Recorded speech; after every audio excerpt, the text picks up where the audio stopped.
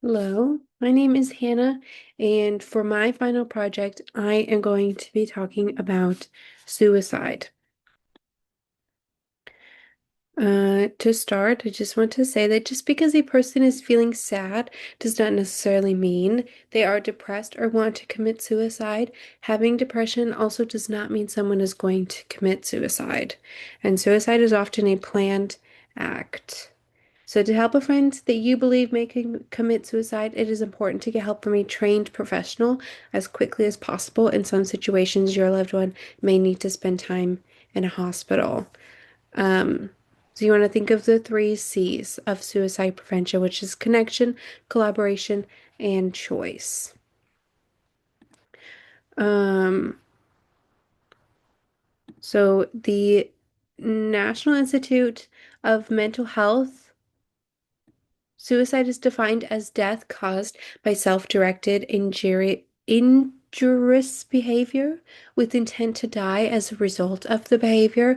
A suicide attempt is a self-directed, potentially injurious behavior with intent to die as a result of the behavior, and a suicide attempt may not result in death or injury, and suicidal ideation refers to thinking about considering or planning suicide. So globally, more than 720,000 people die every year to suicide. In the US, 48,000 Americans die due to suicide a year, which is about 132 deaths a day. Um, and I wrote this wrong. It's actually one death every 11 minutes. In 2023, there were over two times as many suicides in the United States as there were homicides. And there are three key signs of depression or risk of suicide, such as behavioral changes, verbal cues, and emotional and physiological shifts or extreme mood swings. This is a graph from 2021. This red uh, little dot is a country in South Africa that in 2021 had the highest suicide rate of 36.7 per 100,000 people. And the green dot over here is there were three countries tied for lowest in this area at zero point 0.3 people per 100,000.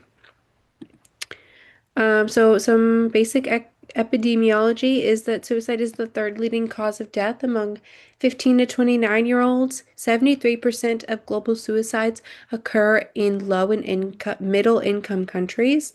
More than half of global suicides, about 56%, happened before the age of 50. Um, and almost 20% of global suicides were due to pesticide self-poisoning. Um, The most at risk are one of the most at risk is somebody experiencing conflict, disaster, violence, abuse, or loss, and a sense of isolation are strongly associated with suicidal behavior.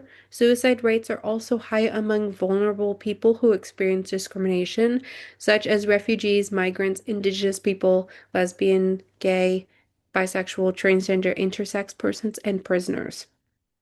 Um, but anybody can be at risk for suicide, and many suicides happen impulsively in moments of crisis with a breakdown in the ability to deal with life stresses such as financial problems, relationship disputes, or chronic pain and illness. Often when you think you have no other solution, no other way out. Most people who have risk factors of suicide will not attempt suicide, and it's difficult to tell who will act on suicidal thoughts. Although risk factors for suicide are important to keep in mind, someone who is showing warning signs of suicide may be at higher risk for danger and in need of immediate attention. Sorry. So these are the main causes. Suicide doesn't have a single cause, but most often occurs when multiple stressors of health issues converge to create feelings of hopelessness and unbearable pain. It is a complex issue influenced by a combination of health, environmental, and historical factors. Some social determinants, I think that social media has a lot of influence on suicide. There is a lot of exposure to graphic content and content that promotes self-harm, which this is called the Werther effect. The curated, often unrealistic portrayal of peers' lives on social media can lead to negative social comparisons, feelings of inadequacy, increased anxiety, and a sense of loneliness or isolation in adolescence. Um, and addictive use of social media, especially at night, is associated with poor sleep quality and daytime sleepiness, which in turn are linked to higher rates of depression and suicidal ideation. And then with substance abuse and addiction, intoxication can lead to a person more likely to impulsively act on suicidal thoughts without a prior plan. Substance abuse also can lead to relationship problems, social isolation, and a loss of social connections, all of which contribute to suicide risk. There's also uh, a lot of stigma and stereotypes that come from media, films, and TV shows. This one on the top is from a movie, Girl Interrupted, which handles suicide in a realistic way and handles it sensitively, portraying how the brutality of a friend's successful suicide forces the main character to confront the severity of her own actions and her mental illness. And this one on the bottom is from 13 Reasons Why.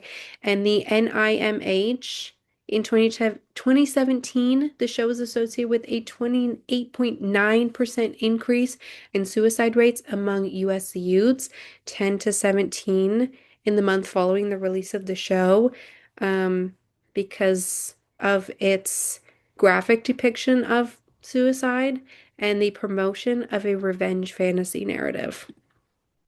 So some public health measures. This one, the Live Life campaign.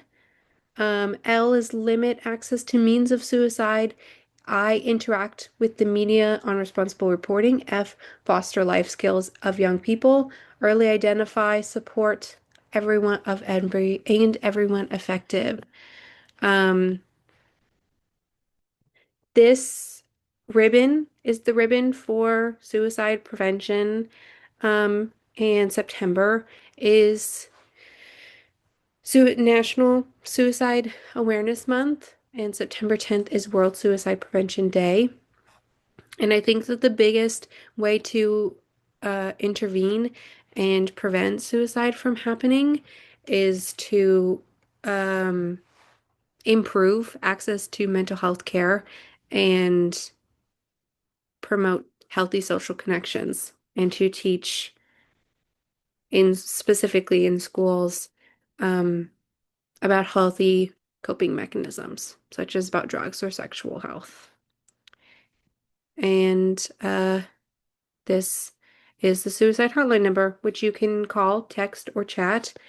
Your conversations are free and confidential, and you can also use this hotline to get a loved one help. It does not have to be specifically for you.